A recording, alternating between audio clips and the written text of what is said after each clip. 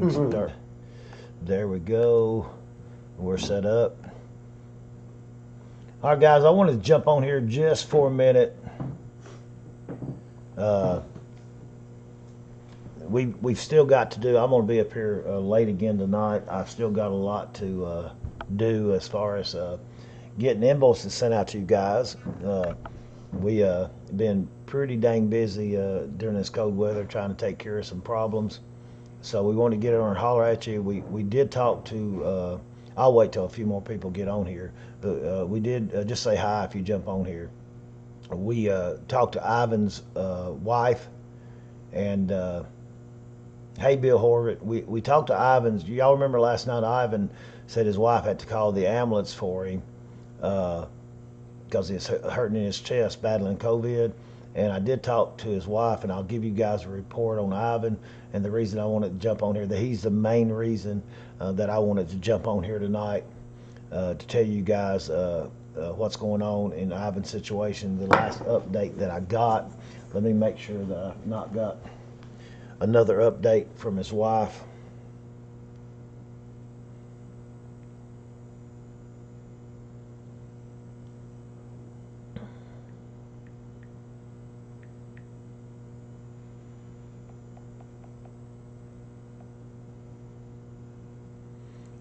And my understanding, his wife is sick as well.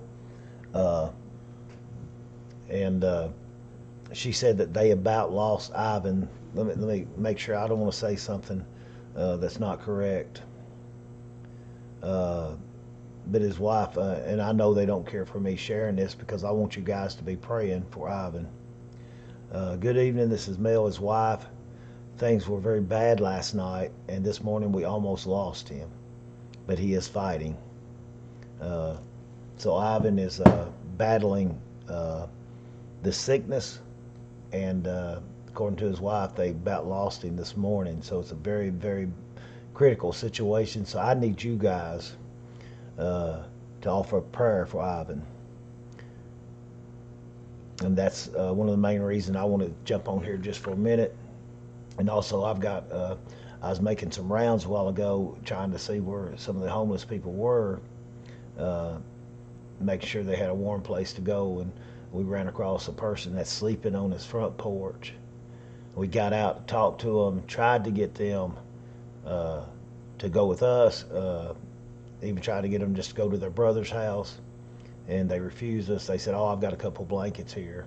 So I'm worried to death. It's going to be freezing cold tonight. I'm worried to death that he'll get hypothermia and die there on his front porch. So here in a little bit, I'm going to go back over there and check on him.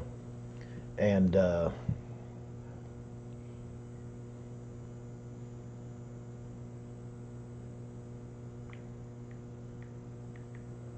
me answer this real quick.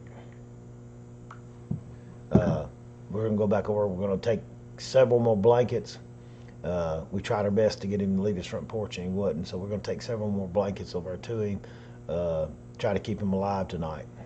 Our temperatures are supposed to be up here tomorrow, so we're going to try to get him through the night.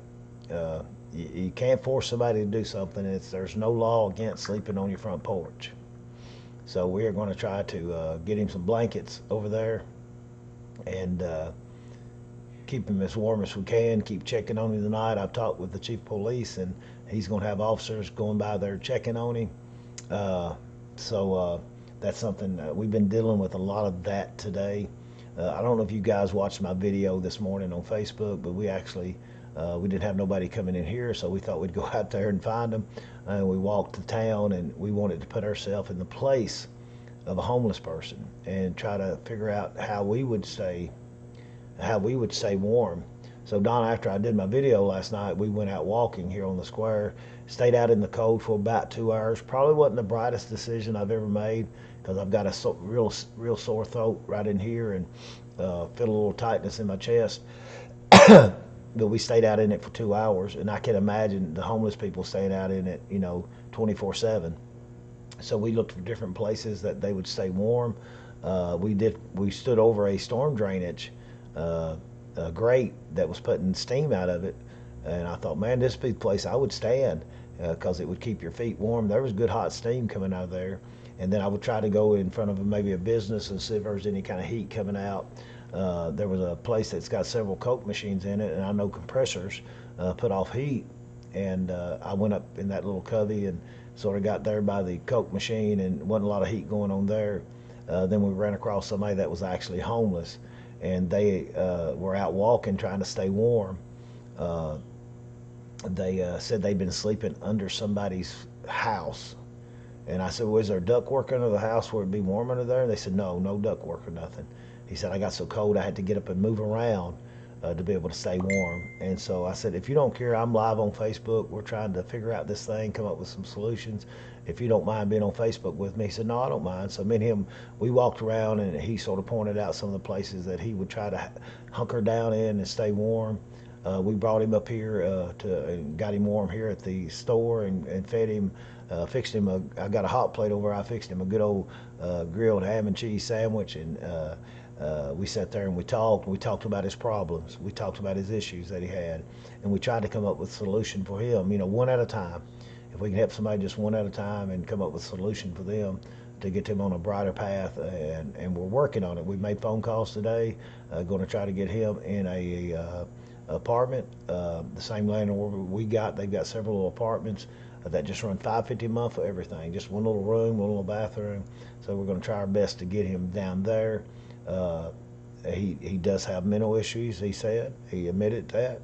We're going to try to get him the life skills and social skills that he needs to come back into a community from being homeless. Because he said, I choose to be homeless because I'm a loner. I said, wouldn't it be so much better? I said, even you've got that room. If you want to stay out all night one night, when it's warm, you ain't got nobody telling you can't. You're still going to have that room to go to. But the sad thing is, Donna, that when I was out like that, I knew that my house was a few blocks over, that if I got too cold, I could go there. But I tried to put my mindset into thinking, what if I had no family, no friends, no home to go to? Because I knew if things got rough, I could get to a warm place. I could get to my home. But what if I didn't? And that's what I tried to put my mindset in. And then a little bit of panic set in, thinking, man, this would be so bad. And I understand now why I probably may have not understood it as clearly, but I understand now why sometimes they do desperate things. And my biggest fear, I said, I'd be afraid I'd get shot if I crawled up in under somebody's house or something like that.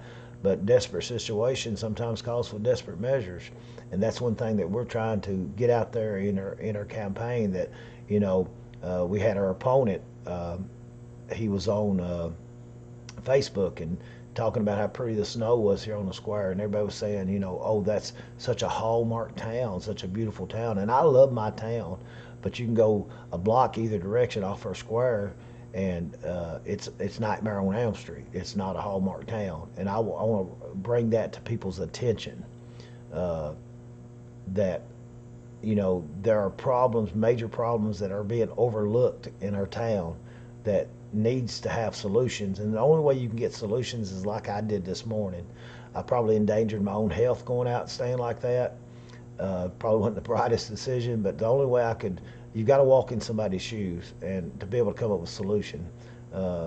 It's like I told him earlier, if I've never dug a ditch, I can't tell nobody how to dig a ditch, and that's a simple analogy, but that's just the way it is. And if I've never been homeless, living on the street and knowing how it is, I can't come up with no solutions, not a good solution.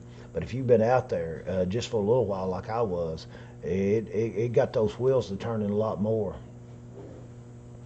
We've got usually, and I told that boy last night, anytime his gloves, anybody that's got gloves, or anytime he needed gloves. No, I'm on YouTube right now, Kathy. But I told him, I said, anytime your gloves wear out, you come to me and I'll get you gloves. So we try to take care of those things. We're trying to be, Tim. We want to try to get the community to see that our town is not a hallmark town. It's just not. We had a killing took place a couple weeks ago, 3 blocks off the square, 4 blocks off the square. Another one a year or so ago. Drug problems galore. There's at least 25 people that's homeless in our town. They sleep in cardboard boxes, and we've got a small town of 4,000 people. There's no way that this should ever take place in Scottsville, Kentucky, uh, and for sure not in America, but for sure in a small town, USA. When you got 25 people that's homeless, that's not a Hallmark town. They were saying, "Oh, we ought to make a Hallmark movie there," and I'm thinking, no, people need to see the truth. And the people that said that, they've never seen the ugly side of our town. And there is an ugly side. There's a dark side, and I'm bringing it to light. Because when you bring light in, that darkness has got to go. And then maybe there'll be other people that's trying to come up with solutions. It may force their hands to do stuff, and it may not ever. I may not ever have the opportunity to be the leader of this town as mayor. It may not ever, but it may force some of the people that's in leadership positions to be able to do some of the things that I'd like to see done and other people would like to see done. But Ivan, his wife said that he was in really bad shape, that they about lost him this morning. So we're going to keep him in our prayers, and that's what I wanted to do, is to tell all of you to be praying for Ivan, and also Travis. Has got some scans that's got to be done Monday, so we want to be for sure be praying for him. The young man that's been watching our show here for the last 2 or 3 weeks. I missed his comment last night to where he was saying that, and I thank Donna for pointing that out to me. But we are definitely going to be praying for him to have a good report come Monday.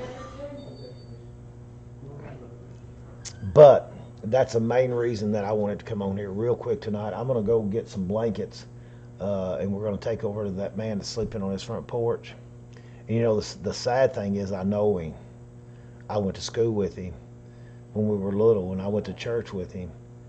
And it wasn't for the grace of God, that'd be me.